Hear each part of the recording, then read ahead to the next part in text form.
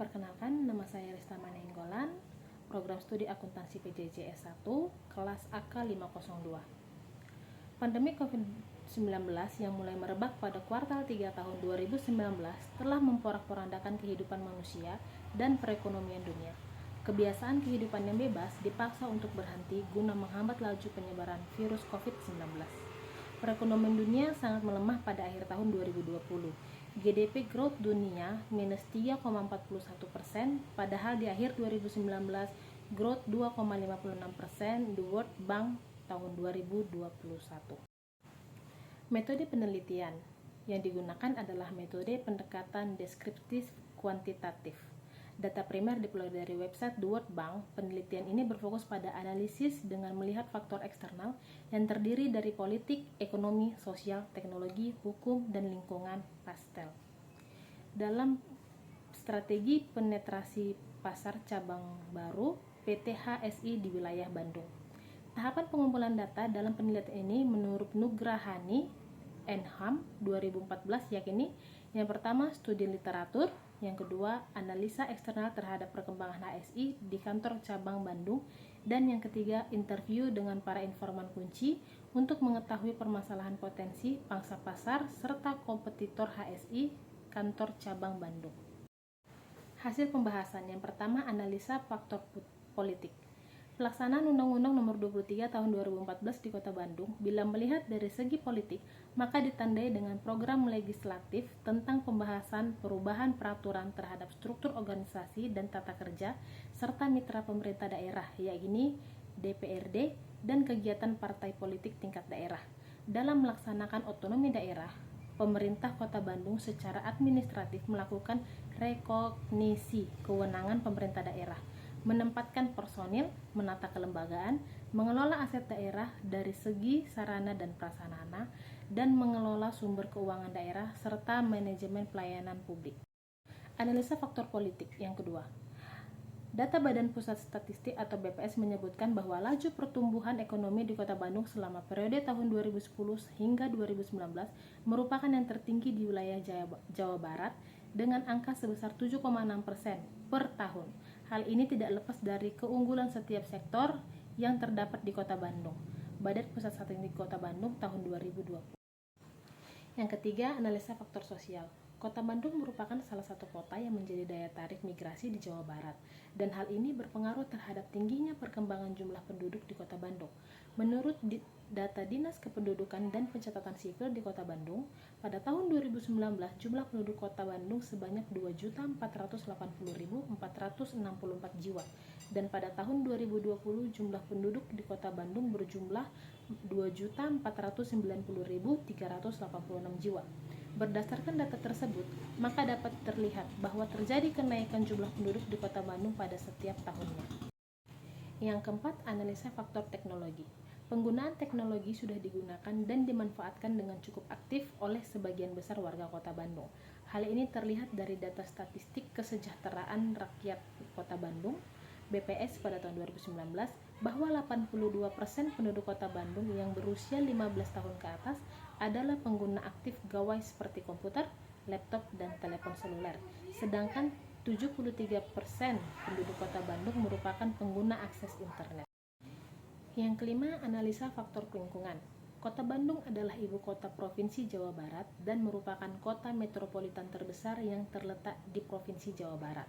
Wilayah Bandung Raya merupakan kota metropolitan terbesar ketiga di Indonesia. Melihat dari letak geografisnya, maka Kota Bandung memiliki lokasi yang sangat strategis, khususnya dalam hal perekonomian nasional, karena berada di lokasi pertemuan jalan utama di Pulau Jawa. Yang keenam, dengan segala daya tarik lingkungan yang telah dimiliki oleh Kota Bandung, maka hal ini dapat mendukung HSI untuk membuka dan mengembangkan usahanya di wilayah Kota Bandung. Analisa faktor hukum. Dengan adanya pandemi COVID-19, maka Presiden Jokowi mengeluarkan keputusan Presiden nomor 11 tahun 2020 mengenai penetapan kedaruratan kesehatan masyarakat COVID-19 sebagai darurat kesehatan masyarakat. Dalam rangka upaya menekan penyebaran virus corona, maka pemerintah pun segera membentuk gugus tugas percepatan penanganan COVID-19 melalui Kepres nomor 9 tahun 2020 mengenai perubahan atas Kepres nomor 7 tahun 2020. Yang ketujuh, penerapan PSBB berakibat terhadap banyak faktor, terutama perekonomian Kota Bandung. Dengan adanya pembatasan kegiatan sosial ekonomi masyarakat, mengakibatkan aktivitas ekonomi, yakni proses produksi, konsumsi, dan distribusi mengalami hambatan. Para pelaku usaha banyak yang mengalami penurunan pendapatan dan omset yang cukup signifikan. Transaksi barang dan jasa pun berkurang sehingga berdampak terhadap tenaga kerja. Banyak tenaga kerja yang dirumahkan, bahkan mendapat pemutusan hubungan kerja. Dengan adanya pandemi COVID-19, maka Presiden Jokowi mengeluarkan putusan Presiden nomor 11 tahun 2020 mengenai penetapan kedaruratan kesehatan masyarakat COVID-19 sebagai darurat kesehatan masyarakat. Kedelapan, penerapan PSBB berakibat terhadap banyak faktor terutama perekonomian Kota Bandung. Dengan adanya pembatasan kegiatan sosial ekonomi masyarakat, mengakibatkan aktivitas ekonomi yakni proses produksi, konsumsi, dan distribusi mengalami hambatan. Para pelaku usaha banyak yang mengalami penurunan pendapatan dan omset yang cukup signifikan. Transaksi barang dan jasa pun berkurang sehingga berdampak terhadap tenaga kerja. Banyak tenaga kerja yang dirumahkan, bahkan pemutusan pangsa pasar UKM, makanan dan minuman, kuliner, dan lainnya. Kesembilan, aplikasi digital marketing. Menurut KVN Ellis Chadwick tahun 2019, era industri 4.0 yang ditandai dengan maraknya digitalisasi tidak luput dari pemantauan manajemen HSI. Perusahaan ini menggunakan kecanggihan teknologi digital untuk melakukan pemasaran produk-produknya. Informan 2 menyatakan bahwa pemasaran digital dengan memanfaatkan platform media sosial menjadi ujung tombak strategi pemasaran perusahaan. Platform media sosial seperti Instagram dan Facebook menjadi andalan utama untuk memasarkan produk-produk HSI.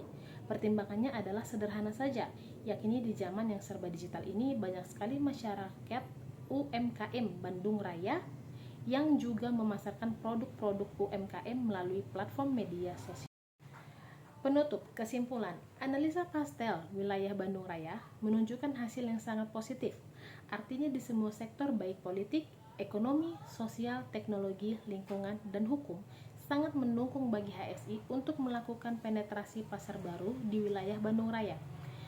Bisnis model yang dikenalkan juga sangat menggoda, dalam artian sangat membantu bagi UMKM untuk menunjang bisnisnya, sehingga terjadi hubungan simbiosis mutualisme. Para UMKM cukup mengeluarkan modal kecil, kemudian sudah bisa mempunyai tempat pendingin makanan, dan minuman yang selanjutnya untuk dijual.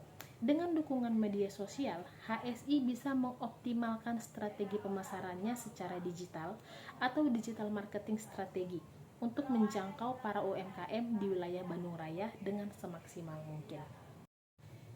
Sekian presentasi saya, terima kasih.